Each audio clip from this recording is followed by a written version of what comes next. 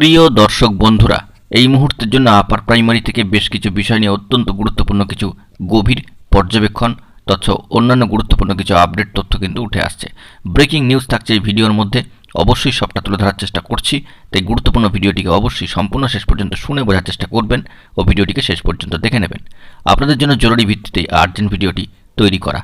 চলুন আমরা মূল আলোচনার মধ্যে প্রবেশ করে সামগ্রিক বিষয়গুলিকে জেনে নেওয়ার চেষ্টা করি। বন্ধুরা, আপার প্রাইমারির ক্ষেত্রে নানাবিধ বিষয় নিয়ে অভিযোগ তো আছেই, কিন্তু তাৎপর্যপূর্ণ বিষয় হচ্ছে যে মহামান্য কলকাতা হাইকোর্টের ডিভিশন বেঞ্চে 11 নম্বর কোর্টে দীর্ঘ শুনানি পর্বে নানাবিধ বিষয় কিন্তু উত্থাপিত হয়েছে।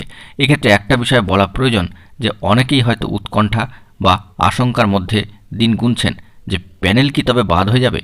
সামাজিক গণমাধ্যমের সূত্রে এই ধরনের নানান খবর কিন্তু ঘোরাফেরা করে। অনেকে ভয় পাচ্ছেন প্যানেল কি তাহলে ফের বাতিল হয়ে যাবে।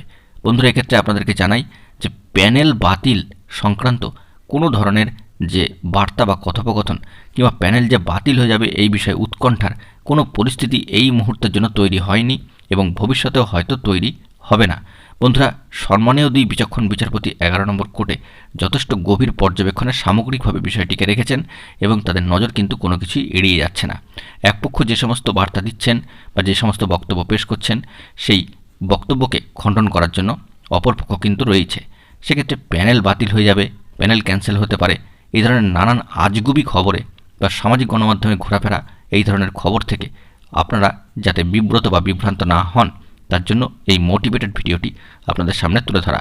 প্যানেল সংক্রান্ত বিষয় ঘিরে আপনাদেরকে জানাই যে প্যানেল বাতিল হওয়া নিয়ে কোনো ধরনের বার্তা কিন্তু উঠে আসেনি, ভবিষ্যতেও হয়তো আসবে না। বন্ধুরা, এর সবথেকে তাই বড় কারণটি হচ্ছে যে প্যানেল বাতিল কিন্তু কোনো অর্থেই আপার প্রাইমারি শিক্ষক নিয়োগ প্রক্রিয়ার সাথে সম্পর্কিত মামলার সমাধানের একমাত্র উপায় নয়।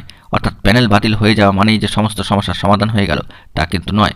অর্থাৎ বুঝতেই পাচ্ছেন যে সম্মানীয় দুই বিচক্ষণ বিচারপতি গভীর পর্যবেক্ষণে সামগ্রিকভাবে বিষয়টিকে রেখেছেন এবং এটুকু আপনাদেরকে জানিয়ে রাখি তারাও কিন্তু চাইছেন যে একটা পরিণতির দিকে বিষয়টি আসুক।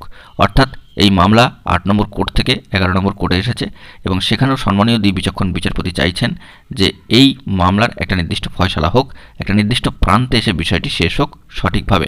অর্থাৎ সম্মানীয় দুই বিচক্ষণ বিচারপতির গভীর পর্যবেক্ষণ দ্বারা এটুকু আপাতত ফেব্রুয়ারি মাসের শেষে এসে এবং মার্চ মাসের শুরুতে বলা যেতে পারে যে প্যানেল বাতিল সংক্রান্ত বিষয়কে কেন্দ্র করে কোনো ধরনের বার্তা কিন্তু উঠে আসেনি। এই ধরনের খবরে কিন্তু আপনারা বিভ্রান্ত হবেন না। সামাজিক গণমাধ্যমে এই ধরনের খবর ঘোরাফেরা করে, তাই আপনাদের অবগতির উদ্দেশ্যে এই আর্জেন্ট ভিডিওটি তৈরি করে আপনাদেরকে মোটিভেট করার জন্য অবশ্যই এই ভিডিওটি উত্থাপন করলাম। বন্ধুরা, এখন এই পর্যন্ত গুরুত্বপূর্ণ আপডেটগুলি পাওয়ার জন্য চ্যানেলটিকে এখনই সাবস্ক্রাইব করে নিয়ে সঙ্গে থাকুন। ধন্যবাদ।